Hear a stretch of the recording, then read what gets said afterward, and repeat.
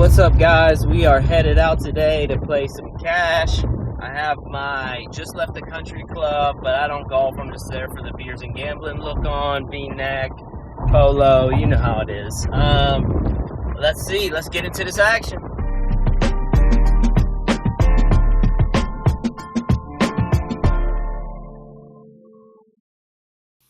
What's up, everybody? We're back for another episode. Once again, I'm sorry I didn't get footage. I tried to go to home games, underground games, different casinos, go all over. Some places just don't let you film, and PA is one of those places that has come down hard on filming and vloggers. Just check out Poker Punks. He has a petition for the PA Gaming Commission to allow vloggers, and currently right now I'm not trying to set any terrible examples or cause any problems or get kicked out of anywhere or make a bad name for vloggers. So I ended up not vlogging, but I am going to go over two hands that we had in this session that I think are of some importance when it comes to playing poker. The first hand, we get dealt pocket jacks in the small blind. There are two limps, and we go ahead and make it 25. Everyone folds except for one loose aggressive player, and we will get to him in a second. And the flop comes down, he calls, the flop comes down, 9, 6, 5, rainbow. We go ahead and assemble a bet to lead out. Before our chips can even touch the felt, he's putting in raising chips. I don't even know how he could have seen how much we were betting. I mean, if I would have bet 60, his bet would have been just a call. But we were betting 30, and he was making it 70 almost simultaneously. And it was kind of hard unless he really leaned around to see, because I was in the 1 seat, and he was in what would be the 9 seat, but they only play 7-handed, so he was in the 7 seat. And I think for a second, I'm like, okay, now it's time to go into here and try to figure out what's going on here. Previously, I've seen him only flat call on the flop when he had really strong hands, and then he would wait for someone else to raise, or he would wait until the turn to raise. He did this to me also. And I also got to see a hand that he bluffed. And he went triple barrel, all in, all 3 streets with nothing. Not even a pair, ace high. It was just pure ace high. And so I'm thinking about this, and I think, well, that's interesting. So what do? Do I re-raise him if I think he's bluffing? Or do I just call? And I don't think a re-raise here is good if he's bluffing, because then I give him the opportunity to fold rather than continue to bluff off his chips to me. So I think a call is best, and that's what we end up doing. We add the 40 into the pot and call, and we go to a turn that is a queen. And now we check it over to him, and he decides to fire $90.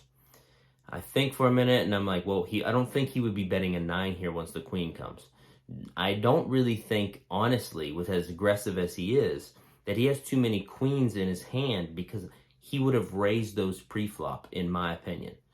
So I just stick with the plan, and I just call. The river is another 9. We check again, and now he fires $125. Like I said, him having a 9 here is very interesting, because I don't really see how he bets the turn if he has a 9. So if he has a queen, most of the time I would suspect him to possibly think that I have a 9. And judging by the way I played one pair, you know what I'm saying, my range seems pretty capped here. So would he bet this river of 125 without a 9? Would he bet a queen here at 125? I don't think so. Could he have flopped 7-8? Absolutely. 5, 6, 7, 8, 9, had the straight and been betting at us the whole time. But, like I said, to my notes, to what I've seen, he would have waited till the turn to bump it up. So with this knowledge, I decide to go ahead and make the call, and he instantly rolls over ace-4 offsuit. We take down a pretty large pot here, which is awesome. This brings me to my next point. If you want to take poker seriously, you have got to be taking notes at the table on players, on hands, as many as you can. It is tremendous amount of information that players give out, especially in cash games, especially when you're playing the same games. You know, you might not run into the same players, but sitting down in a cash game for 3-4 hours, you're going to get 100 and some hands with these players. So people have tendencies. If you're not taking notes, then to me, you're not taking the game seriously. So as a serious poker tip, I've joked about poker tips before in the past, but as a serious one, if you want to take the game serious, you really want to become better, you really want to make yourself better, you want to become a winning player, you need to do this kind of thing, because I don't know how many times it has helped me in situations, learning for myself what I did wrong, and or being able to keep track of players and notice their tendencies and what they do. The other hand we're going to go over is against the same player. He raises, and I just flat call. Two other players called. We're in position in this hand, and the flop comes down deuce, deuce, 10 with 2 diamonds. I don't know if I even said this, but we have 8, 9 of diamonds. Anyways, now it goes check, check, and he bets 65. That's a pretty big bet. He's denying me equity, but I think that knowing him and knowing he's capable of betting any 2 here, I go ahead and call, and the other 2 players fold. We don't have to wait very long before the turn comes, the king of diamonds, and now we make the flush. And now he bets 105. I could say that going off my read before, this seems like he's bluffing. But the only difference between the last hand and this hand is that he actually raised pre-flop this time rather than limp call. He may have some sort of aces, kings, ace, king, queens maybe. I think the king would have slowed him down, but I don't really want to see him have kings here because the board is paired. And the only thing I can really do without the nut flush and a paired board is call. So that's what we do. We go ahead and call the 105.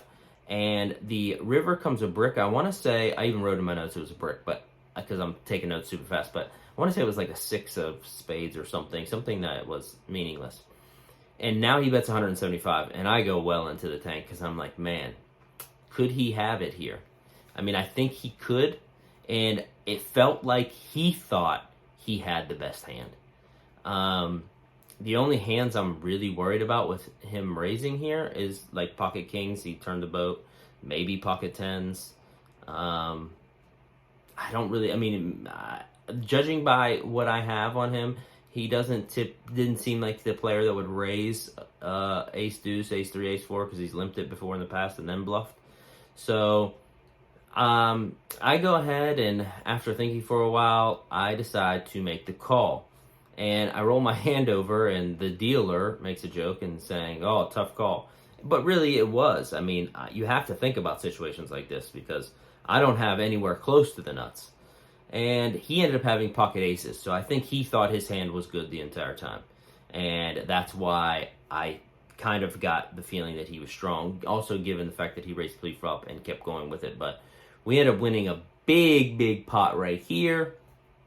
And then we win another large pot. These are about the only 3 hands I really played, but I mean, that went anywhere.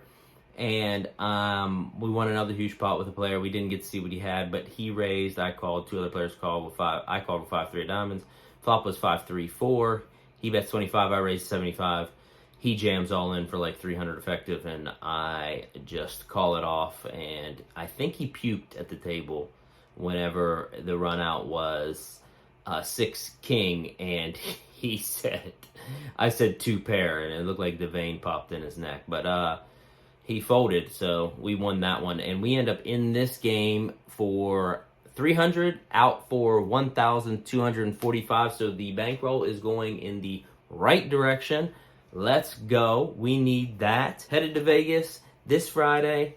Let's go. We are going to run up a stack, hit a final table, and bring home the money and the bracelet. We're going to be out there with Annie Up Life, with Potato Poker. We're going to try to meet up with PK Poker. It's going to be some crazy stuff.